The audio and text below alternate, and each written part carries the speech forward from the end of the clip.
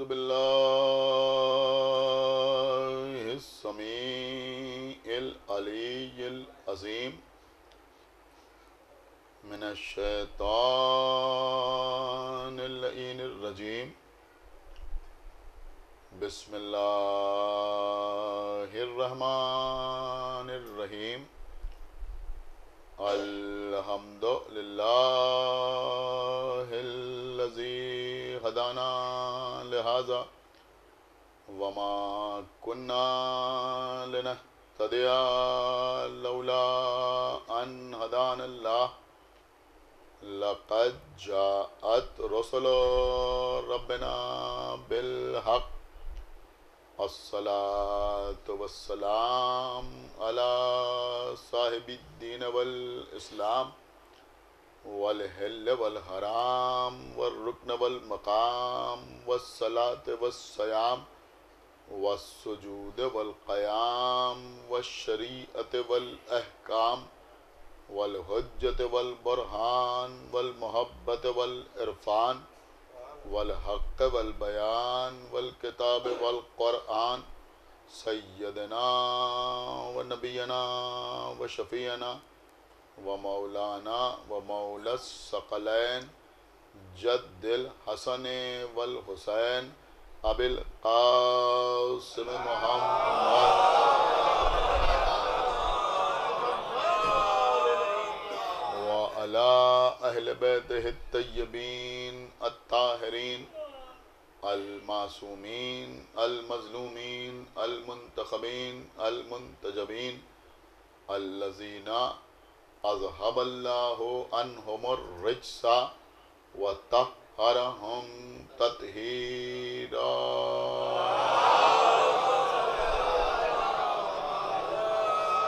ولعنة الله على أعدائهم وقتلتهم وغاصبي حقوقهم ومنكري فضائلهم ومصائبهم أجمعين من الآن إلى يوم الدين اللهم عذبهم عذابا يستغيث منه أهل النار آمين رب العالمين أما بعد فقد قال الله سبحانه تبارک و تعالی فی کتابہ المجید وفرقانہ الحمید وقولہ الحق بسم اللہ الرحمن الرحیم ان اللہ یأمر بالعدل والاحسان صلوات پڑھیں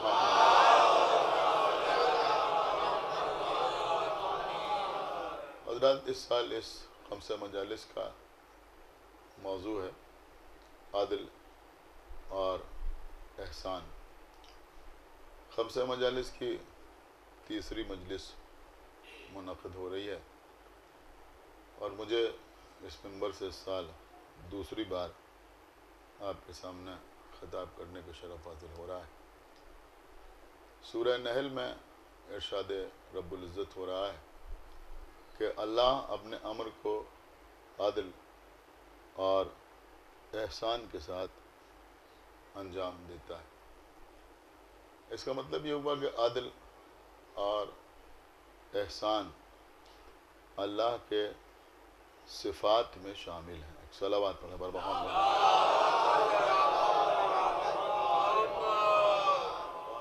الحمدللہ میں نے کل آپ کے سامنے عرض کیا تھا کہ اس وقت تک ہمارے اصول الدین مکمل ہی نہیں ہوتے جب تک ہم توحید الہی کے بعد عدل کا تذکرہ نہ کریں ہمارے علاوہ دیگر مسلمان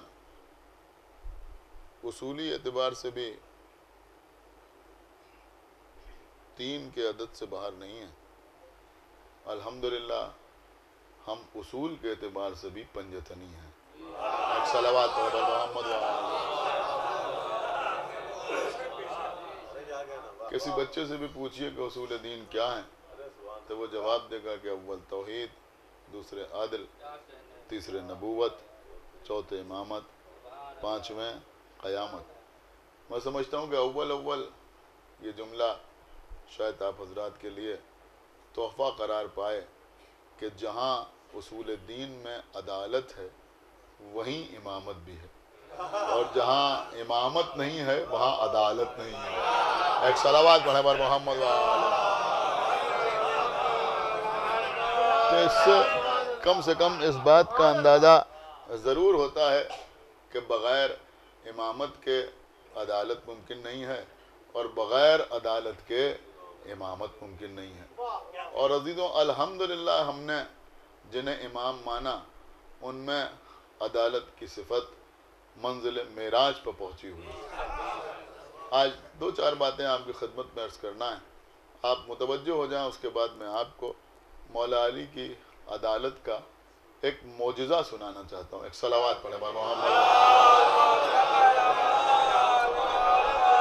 لیکن اس سے پہلے فقط بچوں کے لیے، بزرگ مجھ سے بہتر طریقے سے جانتے ہوں گے کہ ایک مسیحی شخص تھا کہ جس کا نام تھا جارج زرداق۔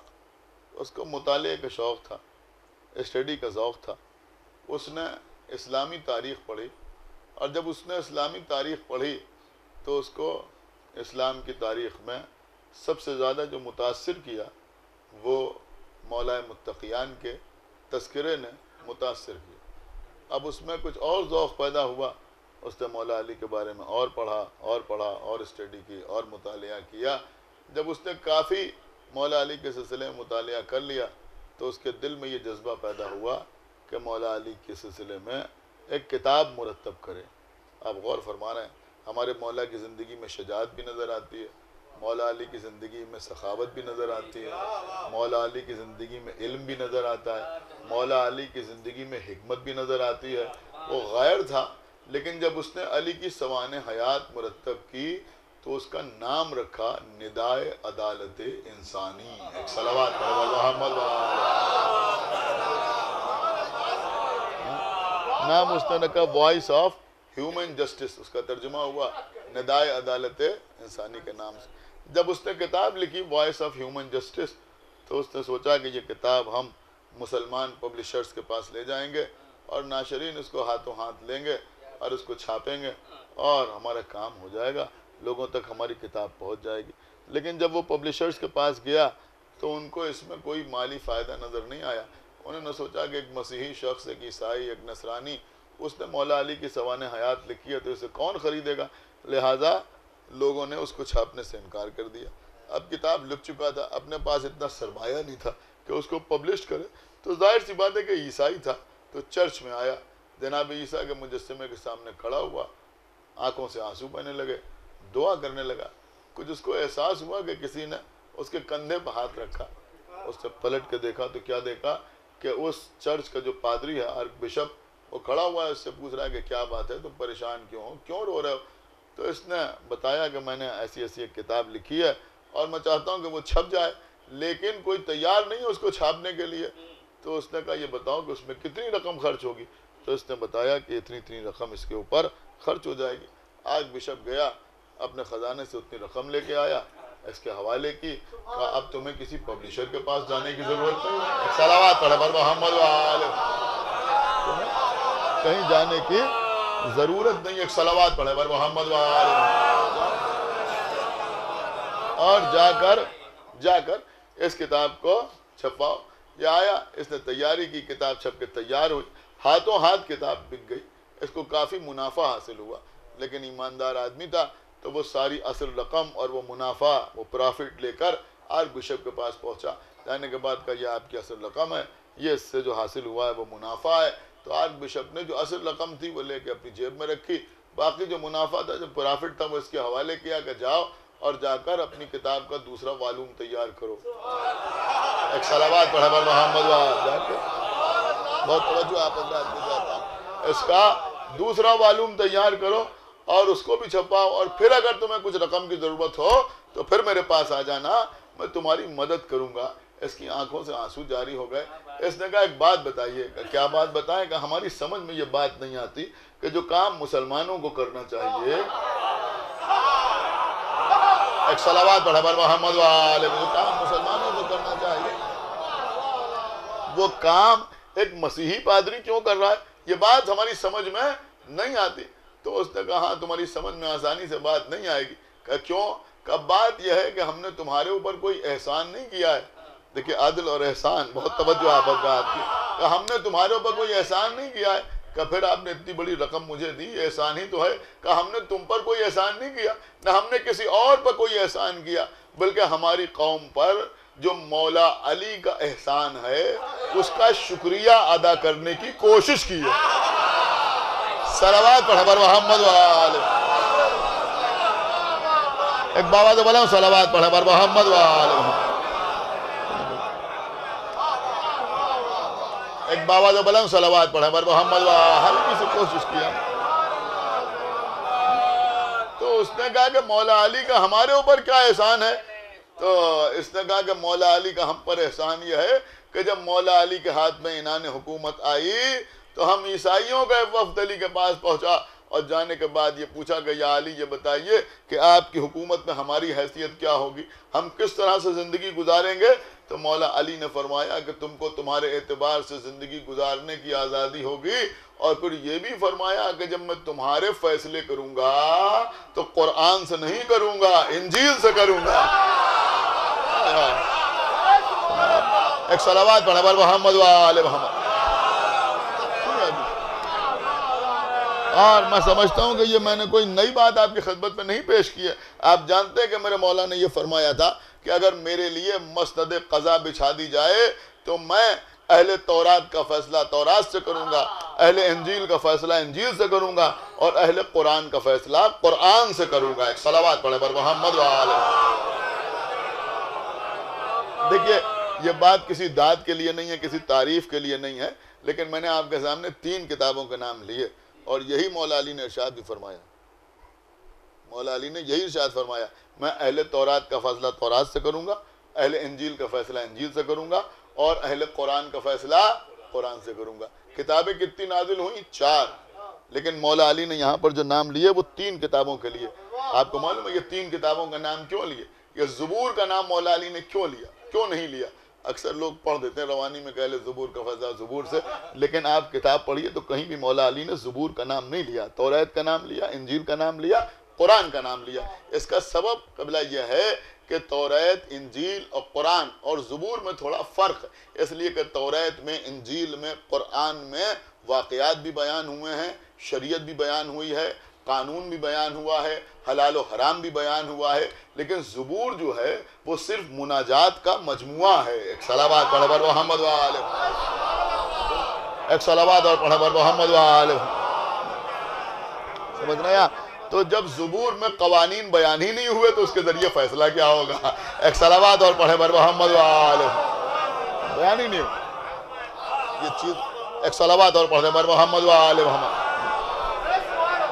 میرے خیال میں بچوں کے کام کی بات تھی، لہذا میں نے آپ کی خدمت میں عرض کی. تو میں عرض کر رہا ہوں کہ اس آرک بشپ نے کہا کہ قسم خدا کی اگر کوئی عیسائی بھی بادشاہ ہوتا تب بھی شاید ہماری قوم کو وہ انصاف نہ ملتا جو علی کے دور حکومت میں ملا. ایک صلوات پڑھے بر محمد وآلہ. جو علی کے دور حکومت میں. یہ واقعہ میں نے صرف آپ کو اس لیے سنایا کہ آپ مکمل طور پر میری طرف متوجہ ہو جائیں. اب میں آپ کو اپنے مولا کی عدالت کا ایک معجزہ سنانا چاہتا ہوں. دیکھیں معجزے سرکار امیر المومنین کے بہت زیادہ ہیں، اور ظاہر سی بات ہے کہ معجزات کی کوئی حد نہیں ہے، اور مولا علی کو رسول اللہ نے پکارا ہی تھا یہ کہہ کر کہ ناد علی مظہر العجائب. تو ظاہر سی بات ہے کہ عجائب جو ہیں ان کا ظہور سرکار امیر المومنین کی ذات گرامی سے ہوتا ہے. یہاں معجزات ایسے ایسے ہیں کہ اشارہ کر دیں تو سورج پلٹ آئے، اگر اشارہ کر دیں تو مردہ زندہ ہو جائے، بیمار کو شفا مل جائے. ایک صلوات پڑھے بر محمد وآلہ. بیمار کو شفا مل جائے. اور میں سمجھتا ہوں کہ کوئی بھی پڑھا لکھا آدمی معجزات سے انکار نہیں کر سکتا. تو معجزات امیر المومنین بہت ہیں، لیکن اس وقت میں آپ کو اپنے مولا کا ایک ایسا معجزہ سنانا چاہتا ہوں کہ اس معجزے کا معجزہ یہ ہے کہ اگر کوئی منکر معجزہ ہے تو وہ بھی انکار نہیں کر سکتا. ایک صلوات پڑھے بر محمد وآلہ. سنیے خدمت. ایک صلوات اور پڑھے بر محمد وآلہ. میرے خیال میں آپ لوگ تھوڑا تھوڑا آگے آ جائیں تاکہ بعد میں آنے والے حضرات پیچھے ہی بیٹھتے جائیں. تھوڑا تھوڑا اور آگے آئیے بکر صاحب. ایک صلوات اور پڑھتے پر محمد و آل محمد۔ سنیے عزیزوں، دیکھیں اب میں آغاز گفتگو کر رہا ہوں، انشاءاللہ کوئی شخص خاموش نہیں رہے گا جو محسوس کرے گا کہ مولا علی نے 5 ادوار میں بے شمار فیصلے فرمائے، ایک دور میں نہیں بلکہ 5 ادوار گزرے جس پہ مولا علی نے بے شمار لا تعداد فیصلے فرمائے۔ نہ معلوم کتنی کتابیں ہیں جو بھری پڑی ہیں جس میں سرکار امیر المومنین کے فیصلے تحریر ہیں، بہت سی کتابیں۔ سب سے مشہور کتاب جو اردو زبان میں ہے، بہرحال اس کا ترجمہ کیا گیا اردو زبان میں، وہ ہے قضائے امیر المومنین۔ جو لوگ مطالعے کا شوق رکھتے ہیں انہوں نے پڑھی ہوگی قضائے امیر المومنین۔ قضائے بھی کس کو کہتے ہیں؟ فیصلوں کو کہتے ہیں۔ تو اس میں مولا علی کے فیصلے ہیں، مختلف طریقے کے فیصلے، نہ معلوم کیسے کیسے فیصلے آئے، یعنی کرمنل بھی اور سول بھی، اس طرح کے تمام طرح کے فیصلے سرکار امیر المومنین نے فرمائے۔ وراثت کے فیصلے اور قتل کے فیصلے، اس کے سب فیصلے۔ تو قضائے امیر المومنین میں بہت سے فیصلے مولا علی کے تحریر۔ اس کے علاوہ پاکستان میں ایک کتاب لکھی گئی، بڑی قیمتی کتاب وہ بھی ہے، اور یہ اس دور میں کتاب لکھی گئی کہ جب جنرل ضیاء الحق نے نظام مصطفیٰ قائم کرنے کا اعلان کیا تو اس وقت وہاں کے شیعوں نے ایک کتاب تحریر کی اور ایک صاحب کو اس کی ذمہ داری دی گئی، انہوں نے کتاب تحریر کی اور وہ کتاب یہ کہہ کے پیش کی گئی کہ اس میں تمام چیزوں کے فیصلے تحریر ہیں، اور اس کتاب کا نام رکھا گیا حضرت علی کے تاریخ ساز فیصلے۔ بڑی قیمتی کتاب ہے جس میں ایک خراج تک کا تاوان تحریر کیا گیا، اور اس کتاب کے ذریعے سے یہ بات دنیا کو بتانے کی کوشش کی گئی کہ حقیقت میں جو نظام مرتضیٰ ہے وہی نظام مصطفیٰ ہے۔ صلوات پڑھے بر محمد و آل محمد۔ ایک صلوات اور پڑھے بر محمد و آل محمد۔ تو اس کتاب میں بھی مولا علی کے بہت سے فیصلے تحریر ہیں، بہت سے فیصلے اس میں بھی تحریر ہے، میرے پاس ہے وہ کتاب، آپ کو بھی اگر مل جائے تو پڑھیے۔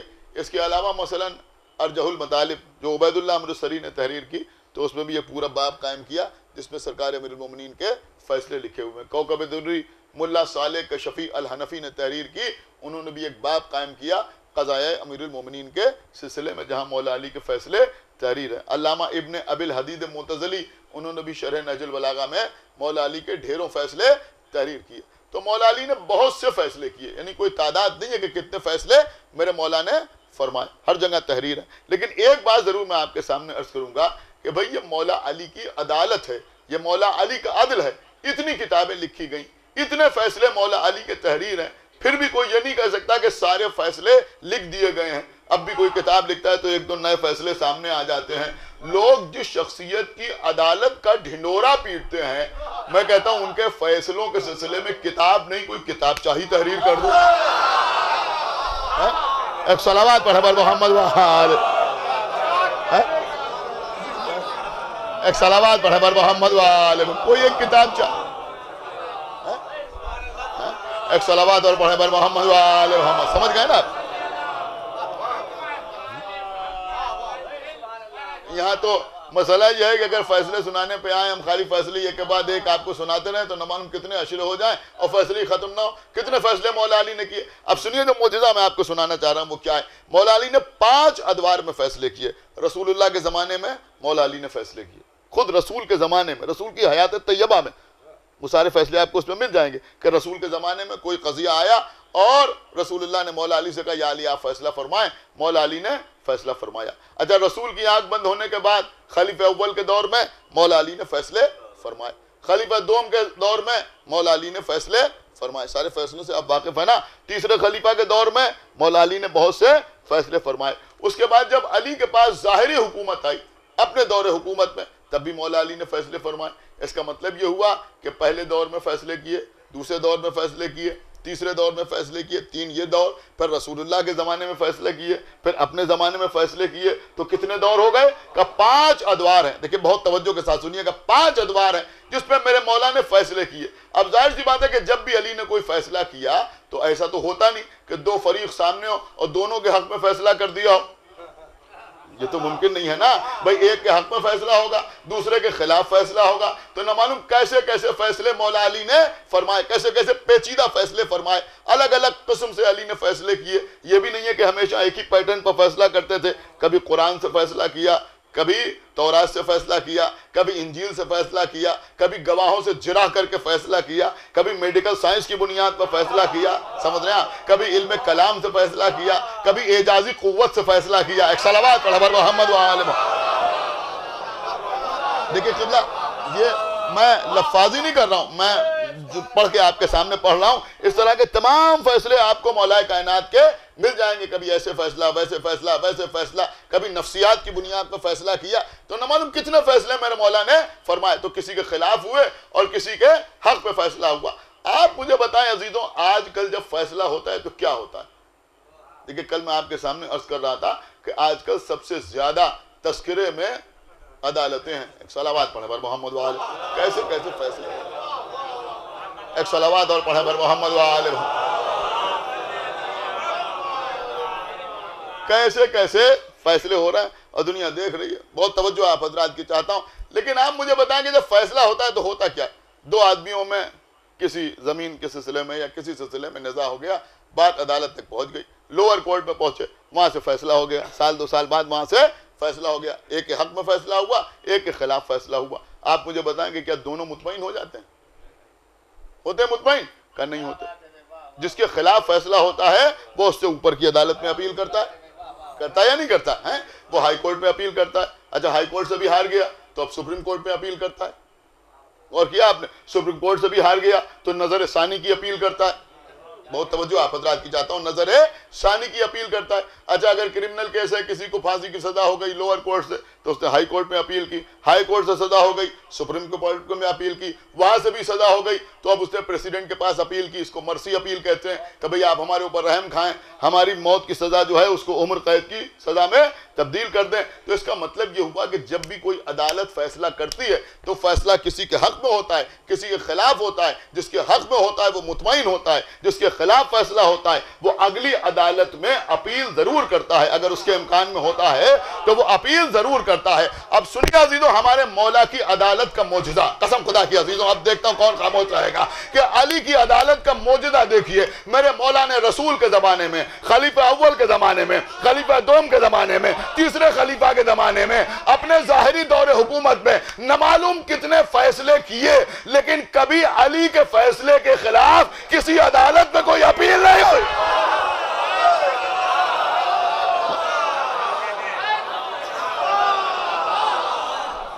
ایک صلوات پڑھے بر محمد و آل محمد، کبھی کوئی اپیل نہیں۔ ایک صلوات اور پڑھتے بر محمد و آل محمد۔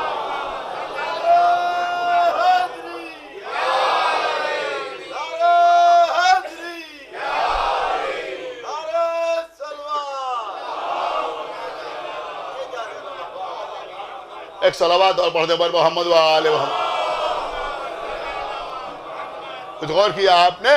قبلہ اپیل تو ہوئی نہیں، اور اگر کبھی بھولے چوکے کسی نے کوئی شکایت بھی کی کسی سے، کیا سن رہا ہے مجمع بھائی؟ ایک صلوات پڑھے بر محمد و آل محمد۔ تو جواب کیا ملا؟ سنیں گے آپ عزیزوں؟ دیکھیں عزیزوں، سرکار امام جعفر صادق علیہ السلام ارشاد فرماتے ہیں کہ اگر تم چاہتے ہو کہ تم کہیں رسوا نہ ہو، کہیں ذلیل نہ ہو، تو تین چیزوں پر قابو رکھو، تین الگ الگ مقامات پر۔ دیکھیں امام کا قول ہے، ماننا نہ ماننا آپ کا کام، پہنچانا میرا کام۔ آپ کے امام نے فرمایا کہ اگر کسی بزم میں بیٹھو تو زبان پر قابو رکھو۔ کیا سن رہے ہیں؟ خدا کے لیے بھائی بیدار ہوئیے، اگر کسی بزم میں بیٹھو، خدا کے لیے بھائی بہت بیدار ہو کر سنیے، کسی بزم میں بیٹھو تو زبان پر قابو رکھو، دسترخوان پر بیٹھو تو ہاتھ پہ قابو رکھو۔ ایک صلوات پڑھے بر محمد و آل محمد۔ کیا سن رہے ہیں بھائی؟ ایک صلوات پڑھے بر محمد و آل محمد۔ کیا سن رہا ہے یہ مجمع میں کیا عرض کر رہا ہوں؟ بھائی کبھی ذلیل نہیں ہوگے، کبھی رسوا نہیں ہوگے۔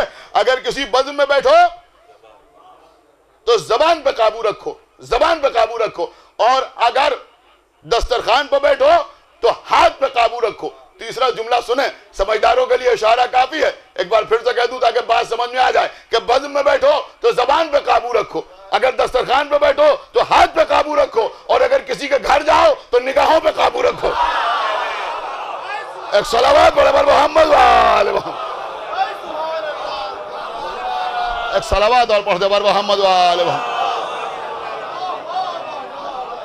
ایک صلوات اور پڑھ دے بر محمد وآل. کسی کے گھر جاؤ تو نگاہوں پر قابو رکھو. کبھی رسوانی ہوگی، کبھی ذلیل نہیں ہوگی. تو اب عزیزو کسی کے گھر جاؤ تو وہاں نگاہوں پہ قابو رکھو. ایک کم وقت اللہ کے گھر میں آیا، غور کیا آپ نے، اور نگاہوں پہ قابو نہیں رکھا. ایک صلوات پڑھے بر محمد وآل محمد. سنا ہے نہیں سنا بھائی؟ ایک صلوات پڑھے بر محمد وآل محمد. اللہ کے گھر میں آیا. اب دیکھیں ممبر ہے، مجلس امام حسین ہے، اب میں اس کے گناہ کی، اس کے جرم کی زیادہ وضاحت کر ہی نہیں سکتا ہوں. آپ سمجھ سکتے ہیں کہ اللہ کے گھر میں آیا، خانہ کعبہ کے قریب آیا، لوگ طواف کر رہے ہیں، مرد بھی طواف کر رہے ہیں، خواتین بھی طواف کر رہی ہیں، تو یہ اپنی نگاہ پہ قابو نہ رکھ سکا. اب اس سے زیادہ تو نہیں عرض کر سکتا نا میں آپ سامنے. تو یہ نگاہ پر قابو نہیں کر سکا، اور اس نے کچھ ایسی حرکت کی اپنی نگاہوں کے ذریعے سے کہ سرکار امیر المومنین وہاں پر موجود تھے. اب جو علی نے یہ دیکھا تو میرے مولا نے اس کے رخسار پہ ایک تماچا مارا. ایک صلوات پڑھے بر محمد وآل محمد. علی نے ایک صلوات اور پڑھے بر محمد وآل محمد. مگر میں بچوں سے عرض کر رہا ہوں کہ یہ بات سمجھ لو کہ یہ مسئلہ ایسا گناہ ہے کہ علی کا تماچا پڑتا ہے. سمجھ رہے ہیں؟ ایک صلوات پڑھے بر محمد وآل محمد. سمجھ غور فرما رہے ہیں آپ یا نہیں غور فرما رہے ہیں؟ اب وہ تو سامنے تھا تو نخ تماچا پڑا. اب آپ سوچیں کہ اگر یہ تماچا ادھار ہو گیا. ایک صلوات اور پڑھے بر محمد وآل محمد.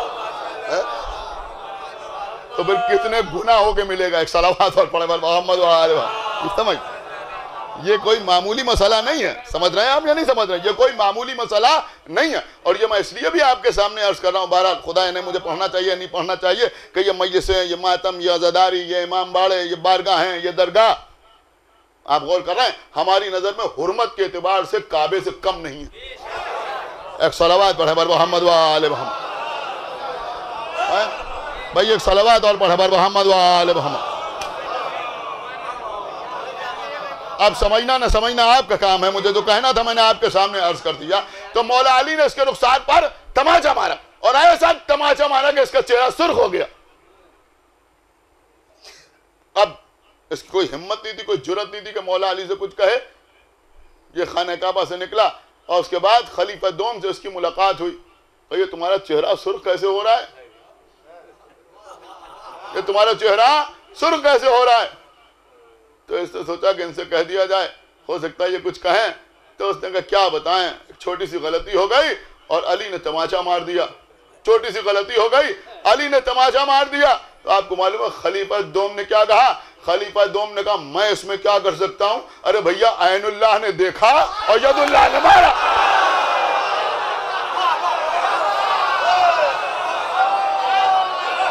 صلوات محمد وآل محمد.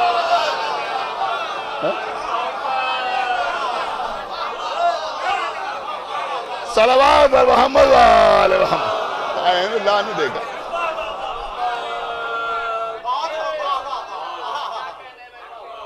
ایک بابا سے بلند صلوات پڑھو.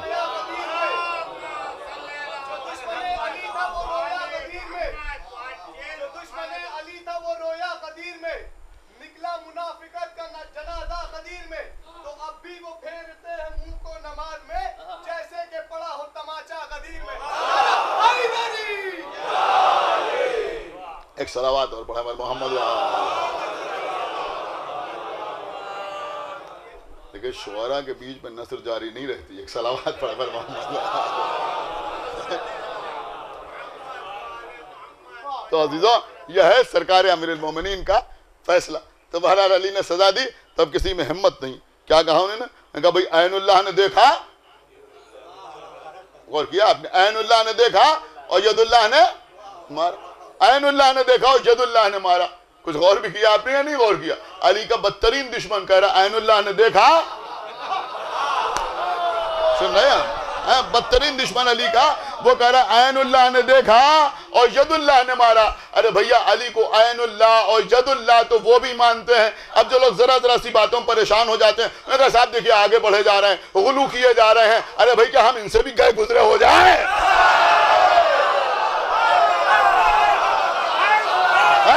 کیا چاہتے ہیں؟ ایک صلوات بڑے بڑے محمد والے محمد.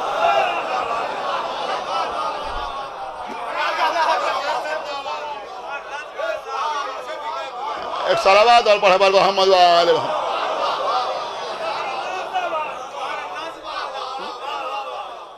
اتنا تو یہ بھی مان رہا ہے، کہہ رہے ہیں عین اللہ نے دیکھا اور ید اللہ نے مارا. عین اللہ نے دیکھا، ید اللہ نے مارا. اب لوگ ہم سے کیا چاہتے ہیں؟ وہ چاہتے ہیں کہ صاحب یہ سب نہ پڑھا جاؤں گا. کیوں؟ ان کا دیکھیے غلو ہوا جا رہا ہے اور آگے بڑھے جا رہے ہیں اور حد سے تجاوز کیے جا رہے ہیں. عجیب و غریب مسئلہ ہے بھائی، سمجھ میں نہیں آ رہا، سمجھ میں نہیں آتا. عجیب و غریب بات ہے. ذرا ذرا سی باتوں میں لوگوں کو غلو نظر آتا ہے، اور خاص طور سے اگر مولا کائنات کا تذکرہ ہو تو بہت جلدی لوگوں کو غلو نظر آتا ہے. قبلہ میں کوئی بات دہراتا نہیں، لیکن یہ بھی ایک پیغام ہے لہذا دہرا رہا ہوں، ورنہ قطعی نہ دہراتا. دیکھیے علامہ اقبال نے 2 مصرے کہے.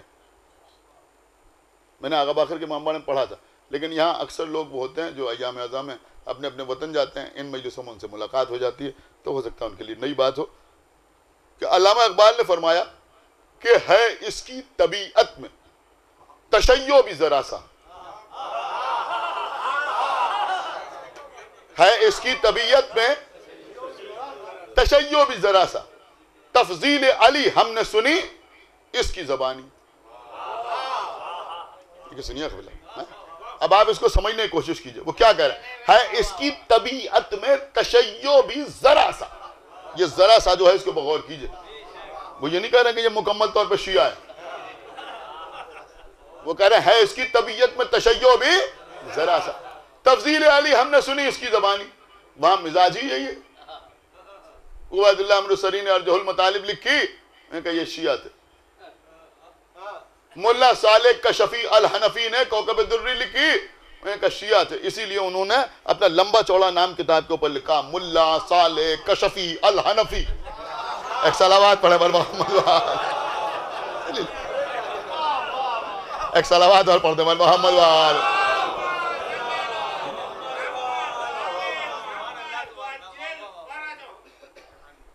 علامہ ابن ابی الحدید معتزلی نے شرح نہج البلاغہ لکھی، میں کہا یہ شیعہ تھے.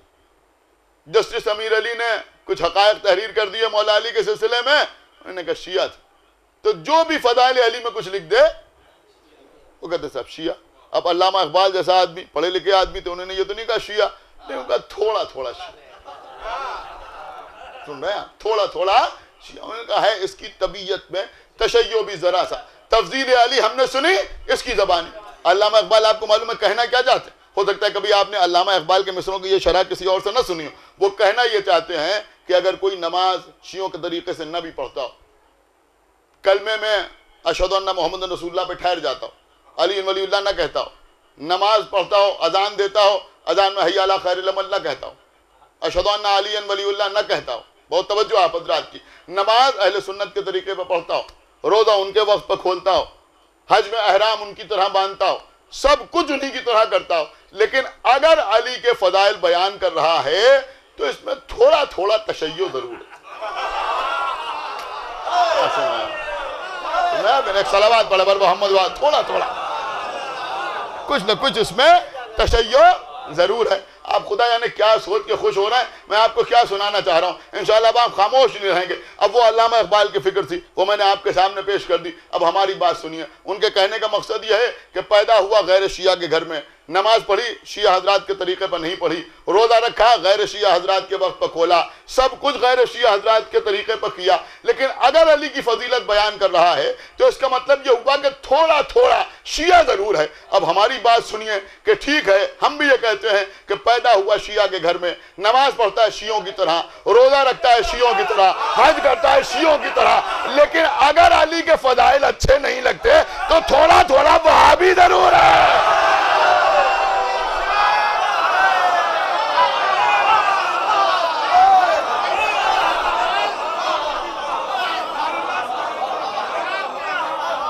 ایک صلوات پڑھے بر محمد و آل محمد.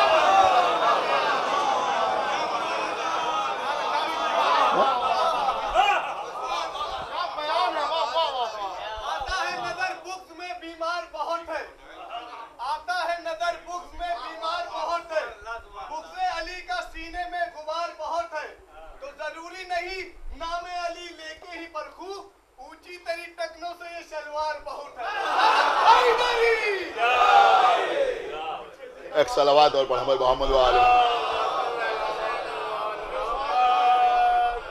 ایک صلوات اور پڑھے بر محمد و آل محمد.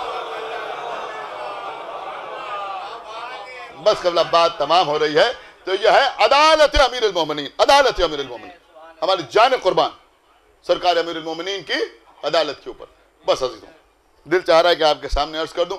صاحب کوکب دری ملا صالح کشفی الحنفی نے تحریر کیا ہے. بڑا عجیب و غریب معجزہ ہے، اور معجزہ بھی ہے اور فیصلہ بھی ہے. جیسا کہ میں نے ابھی آپ کے سامنے عرض کیا تھا کہ فیصلے میں معجزہ اور معجزے میں فیصلہ. سمجھ رہے ہیں؟ سرکار امیر المومنین مدینے میں دوسری خلافت کا دور ایک راستے سے گزر رہے ہیں. ایک راستے سے گزر گئے. ایک قید خانے میں کسی کو رونے کی آواز آئی. غور سے دیکھا ایک بچہ 13-14 سال کا قید خانے میں. غور سے دیکھا تو بچے کی حالت خراب ہے، ہڈیاں دکھائی دے رہی، گوشت گھل چکا ہے، رو رہا ہے مسلسل. آگے بڑھ کے پوچھا کہ کیا بات ہے بیٹا، تم کون ہو؟ تو اس نے کہا کہ میں ابو عبداللہ انصاری صحابی رسول کا بیٹا ہوں. نام سنا؟ ابو عبداللہ انصاری رسول اللہ کے صحابی تھے. نام سنا تو آنکھوں میں آنسو آ گئے، رونے لگے. کہا بیٹا تم قید خانے میں کیسے آ گئے؟ کہ بات یہ ہے کہ میرے باپ اس دنیا سے گزر گئے. کہ مجھے معلوم ہے. کہ بڑی دولت چھوڑ کے گئے. کہ یہ بھی مجھے معلوم. کہ میری ماں نے عقد ثانی کر لیا. کہ یہ بھی ہمارے علم میں ہے. کہ شروع میں میری ماں میرے باپ کا پیسہ، میرے باپ کی رقم، میرے باپ کا مال اپنے دوسرے شوہر پر خرچ کرتی رہی. میں جب تک چھوٹا تھا تو برداشت کرتا رہا، خاموش رہا، میری سمجھ میں نہیں آیا. جب میں بڑا ہوا تو میں نے اعتراض کرنا شروع کیا کہ یہ میرا مال ہے، میرے باپ کا مال ہے، تو تم اس کے اوپر کیوں خرچ کر رہی ہو؟ جب میں نے بہت زیادہ اعتراض کیا تو ایک دن میری ماں نے مجھے یہ کہہ کے گھر سے باہر نکال دیا کہ تو میرا بیٹا ہی نہیں، میرے بیٹا ہونے سے انکار کر دیا. عزیزوں اب ظاہر سی بات ہے عزیزوں، یہ دولت کی ہوس ہی ایسی ہے. اب آپ غور کر رہے ہیں کہ جب حقیقی ماں ایسا کر سکتی ہے تو پھر اصطلاحی ماں کا کیا بھروسہ. ایک صلوات پڑھے بر محمد بھائی، ایک صلوات اور پڑھے بر محمد و آل محمد. میرے بچوں میرے چھوٹے بھائیوں اردو پڑھو تاکہ تمہاری سمجھ میں بھی یہ آ جائے. ایک صلوات پڑھے بر محمد و آل محمد. ایک صلوات اور پڑھے بر محمد و آل محمد. ورنہ اگر یہی حالت رہی تو نایاب ہلوری کو شعر پڑھنے میں لطف نہ آئے گا، میسم جدی کو مجلس پڑھنے میں. ایک صلوات اور پڑھے بر محمد و آل محمد. پوری توجہ آپ حضرات کی چاہتا ہوں. تو یہ کہتی ہے کہ مجھے گھر سے باہر نکال دیا اس نے کہا. اور پھر میں دربار میں آیا اور میں نے دربار خلافت میں آگے کہا کہ بھائی میری ماں نے میرے اوپر ظلم کیا ہے، مجھے گھر سے باہر نکال دیا. تو میری ماں کو بلایا گیا. جب بلایا گیا تو میری ماں نے اپنی رقم خرچ کی اور 40 گواہ پیش کر دیے. پیسہ بولتا ہے تو 40 گواہ آ گئے اور 40 گواہوں نے کہا کہ ہاں یہ جھوٹ بول رہا ہے، یہ اس کا بیٹا نہیں ہے. تو اس نے کہا کہ فیصلہ میرے خلاف ہو گیا اور مجھے قید خانے میں ڈال دیا گیا. اب میں قید خانے میں پڑا ہوا ہوں. تو مولا علی قید خانے سے چلے اور سیدھے دربار میں آئے اور دربار میں آگے کہا تم نے ایسا ایسا فیصلہ کیا. سمجھ رہے ہیں؟ دربار میں آگے کہا تم نے ایسا ایسا فیصلہ کیا. میں نے کہا ہاں فیصلہ کیا. کہا ہم چاہتے ہیں کہ یہ مقدمہ پھر سے سنا جائے. آپ نے غور کیا؟ نہیں غور کیا. یہ اپیل نہیں ہو رہی ہے، اپیل نہیں ہو رہی. کبھی کبھی آپ اخبار میں دیکھتے ہیں انہوں نے کہا بھائی سپریم کورٹ نے خود سنگیان لیا. ایک صلوات پڑھے بر محمد و آل محمد. ایک صلوات اور پڑھ دے بر محمد و آل محمد. ایک صلوات اور پڑھے بر محمد و آل محمد.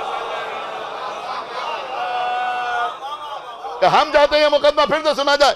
کہ یا علی جیسا آپ بہتر سمجھیں، ویسے ہم تو فیصلہ کر چکے، لیکن آپ بہتر سمجھتے ہیں تو پھر سے ٹھیک۔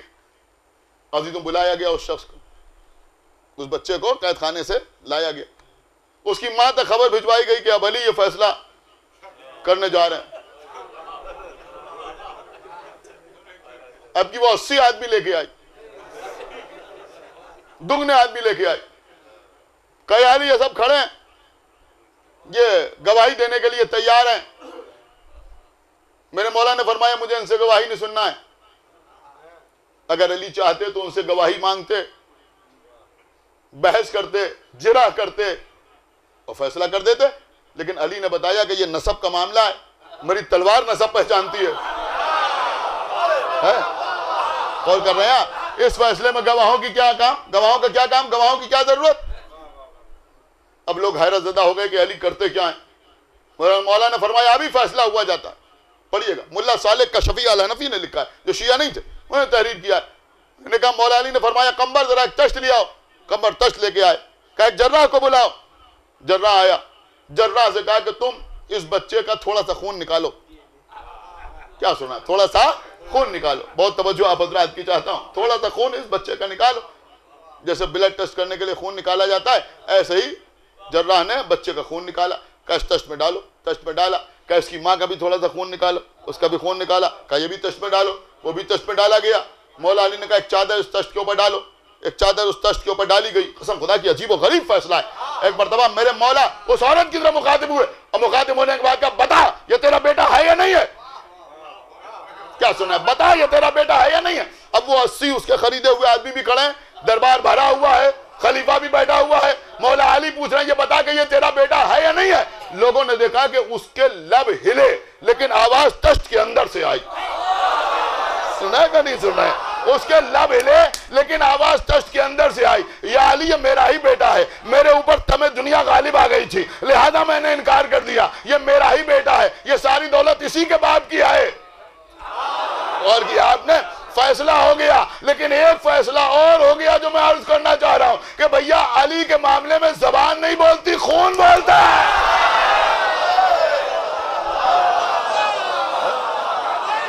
ایک صلوات برابر محمد وآلہ خون بولتا ہے۔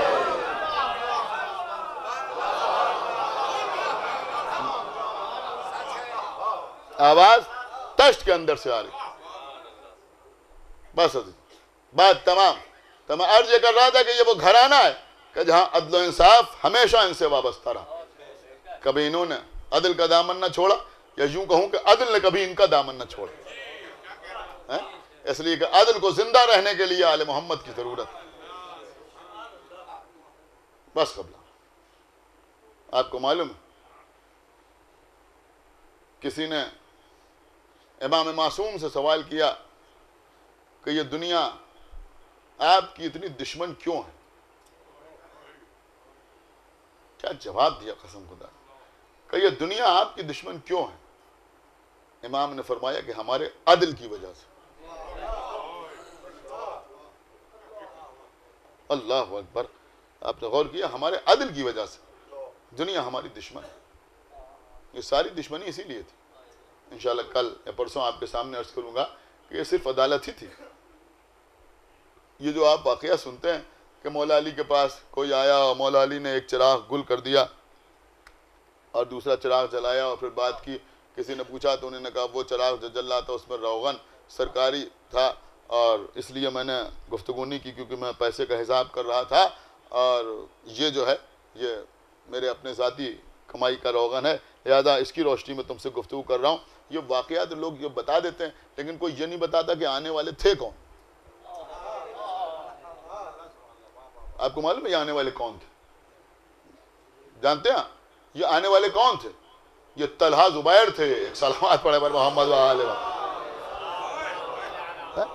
یہ میرے خیال میں پڑھا ہی نہیں جاتا، ایک سلامات اور پڑھے پر محمد وآلہ۔ یہ آنے والے طلحہ زبیر تھے۔ اب یہ پوری ایک کہانی ہے کہ یہ لوگ ان کے پاس گئے، پھر جب مولا علی کے پاس حکومت آئی تو یہ سوچے کہ ہم جائیں گے اور ہم کو مراعات ملے گی اور ہم کو فائدہ ہوگا اور خزانے کا منہ ہمارے لیے کھول دیا جائے گا، اس لیے کہ ہم نے خلیفہ اول کی بھی مخالفت کی تھی اور خلیفہ دوم کی مخالفت کی تھی، اب علی کے ہاتھ پہ بیعت ہو گئی، لہذا ہم کو بہت کچھ مل جائے گا۔ یہ وہی بات کرنے کے لیے وہاں گئے تھے۔ اب جو علی کا یہ مزاج دیکھا تو بغیر کچھ کہے واپس آ گئے۔ ایک صلوات پڑھے بر محمد وآلہ، ایک صلوات اور پڑھے بر محمد وآلہ۔ سمجھ میں آیا کہ یہاں کچھ ہونے والا نہیں۔ اور اس کے بعد ان کی دشمنی بھی جگ ظاہر ہے، آپ جانتے ہیں، جس کی وجہ سے جنگ جمل واقع ہوئی۔ تو میں عرض کر رہا تھا کہ آل محمد پہ جو مظالم ہوئے وہ ان کے عدل کی وجہ سے، ان کی عدالت کی وجہ سے۔ یہ مولا علی کے سر پہ جو ضربت لگ رہی، یہ امام حسن علیہ السلام کو جو زہر دیا جا رہا ہے، یہ امام حسین علیہ السلام کو جو کربلا کے میدان میں رولا کے مارا۔ اجرکم من اللہ، خدا آپ کو کسی غم میں نہ رلائے سوائے غم سرکار سید الشہداء کی۔ ہاں جی، ایک دوپہر میں کربلا کے میدان میں زہرا کا بھرا گھر اجاڑ۔ ہاں جی، یہ دن وہ ہیں کہ جب لٹا ہوا قافلہ محو سفر ہے، بیویوں کے سروں پر چادریں نہیں ہیں، ہاتھوں میں رسیاں بندھی ہوئی ہیں۔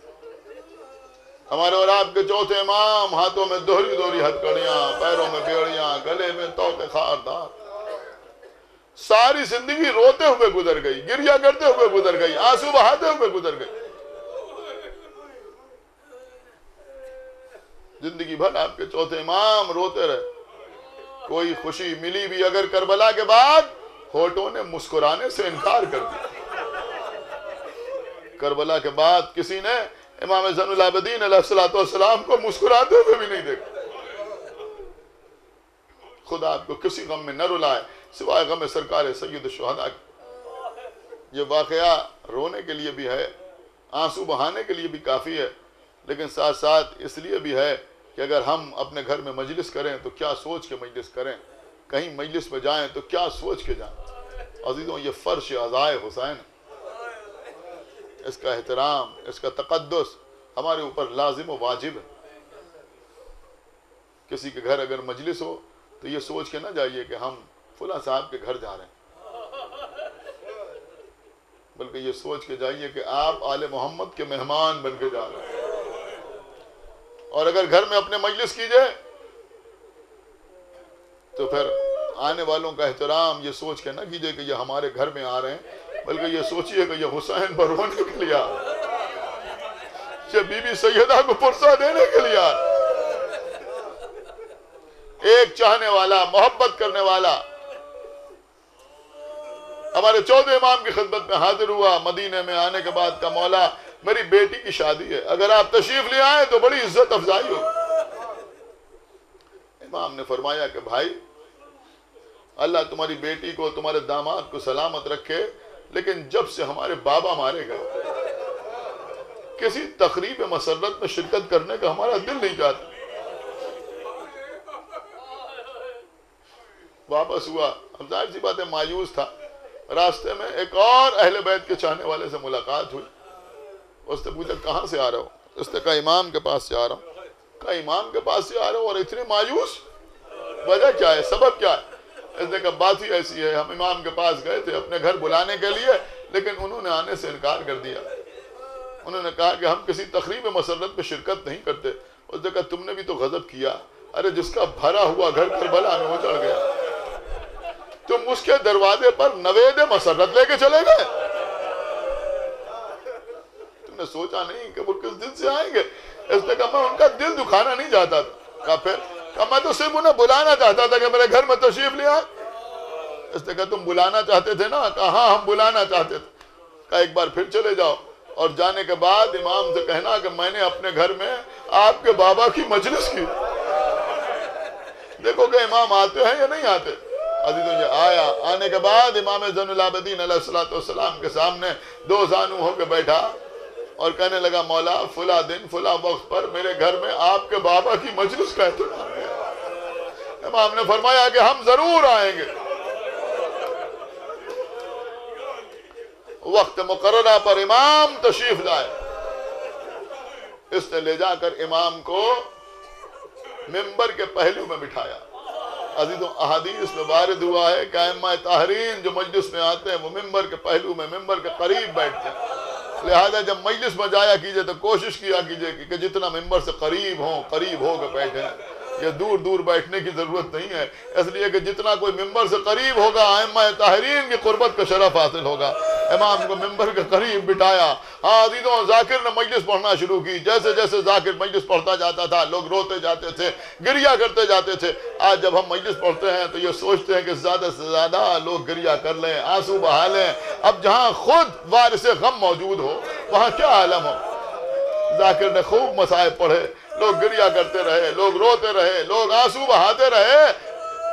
ذاکر نے کبھی اون محمد کے مصائب پڑھے، کبھی جناب قاسم کی لاش کی پامالی کا تذکرہ کیا، کبھی بیان کیا کہ کربلا میں عباس کے بازو قلم ہو گئے، کبھی تذکرہ کیا کہ عباس گھوڑے سے زمین پہ آئے تو ہاتھوں کا سہارا نہ لے سکے، کبھی بیان کیا کہ اکبر کے سینے میں برچھی کی ہنی ٹوٹ گئی، کبھی بیان کیا کہ 6 مہینے کے بچوں کو لیے ہوئے حسین کھڑے تھے، آواز دے رہے تھے اے قوم جفاکار، اگر تمہاری نظروں میں حسین کوئی خطاوار ہے تو اس بچے کی خطا بتا دو، اسے تو تھوڑا سا پانی پلا دو۔ جب کوئی جواب نہ آیا تو فرمایا اچھا اگر تم سمجھتے ہو کہ اس بچے کے بہانے میں پانی پی لوں گا تو لو میں اسے جلتی ہوئی ریت پر لٹائے دیتا ہوں، تم خود آگے پانی پلا دو۔ بچے کو جلتی ہوئی ریت پر لٹایا، بچہ لیٹتے کے ساتھ ہی کروٹیں بدلنے لگا، باپ سے دیکھا نہ گیا، اٹھایا، اے علی اصغر تم بھی تو حجت خدا کے فرزند ہو، انہیں بتا دو کہ میں پیاسا ہوں۔ بچے نے خوش زبان اپنی خوش ٹھوٹوں پر پھیری، دشمن منہ پھیر پھیر کر رونے لگے۔ پسر اسعد نے پکار کے کہا اے نا حرملا اختا کلام الحسین، اور مولا نے 3 بال کا تیر چلایا، بچہ باپ کے ہاتھوں پر منقلب ہو گیا۔ ذاکر نے بیان کیا کہ کربلا کا میدان تھا، حسین ابن علی تھے، خنجر چل رہا تھا، کوئی خنجر روکنے والا نہ تھا، کوئی حسین کے بدن سے تیروں کو نکالنے والا نہ تھا۔ ارے وقت ذبح بھی حسین کو پانی نہ دیا گیا۔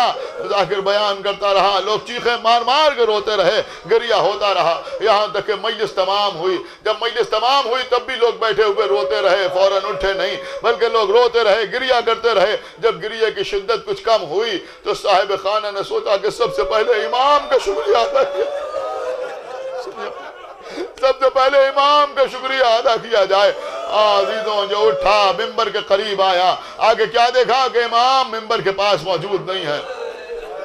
اسے تلاش تھی، اس سے سوچا ہو سکتا ہے علماء کے درمیان ہو، جا کے علماء کے درمیان دیکھا امام نظر نہ آئے، شعراء کے درمیان ڈھونڈا امام نظر نہ آئے، جوانوں کے بیچ میں گیا امام کو نہ پایا، بوڑھوں کے بیچ میں آیا امام نہ ملے، بچوں کے بیچ میں تلاش کیا امام کو نہ پایا، ڈھونڈتا ہوا گھر کے دروازے پہ آیا، آگے کیا دیکھا جہاں حسین کے عزاداروں نے اپنی اپنی نالین ہوتی،